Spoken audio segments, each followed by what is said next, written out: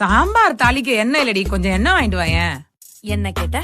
என்னதாண்டி கேட்டேன்? அதே தான் நானும் கேக்குறேன். இத்தனை வருஷமா பைக் வாங்கி கொடுங்கன்னு கேட்டனே, ஏன் பேச்ச யாராவது கேட்டீங்களா? ஏண்டி 1 லிட்டர் எண்ணெய் வாங்கிட்டு வரதுக்கு உனக்கு பைக் வாங்கி தரணுமா? உனக்கு 1 லிட்டர் என்னதான் கண்ணுக்கு தெரியுதுல, எனக்கு என்னென்னலாம் கண்ணுக்கு தெரியுது தெரியுமா? என்ன தெரியுது?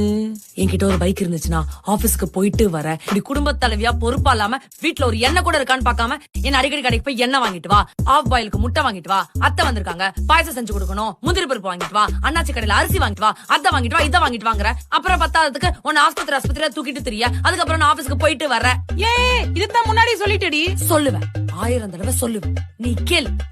இந்நாள் வரைக்கும் ஓலா ராபிடோன்னு புக் பண்ணி மாசத்துக்கு 10,000, வருஷத்துக்கு 1,20,000 செலவு பண்ணிருக்கேன். இந்த காசு எல்லாத்தையும் நான் வேலைக்கு போனதுல இருந்து சேர்த்து வச்சிருந்தேன்னா இந்நேரத்துக்கு என்னோட ட்ரீம் பைக்கை நான் புக் பண்ணிருப்பேன். என்ன யாரும் டிஸ்டர்ப் பண்ணாதீங்க, நான் போறேன், நான் எங்கேயாவது போறேன்.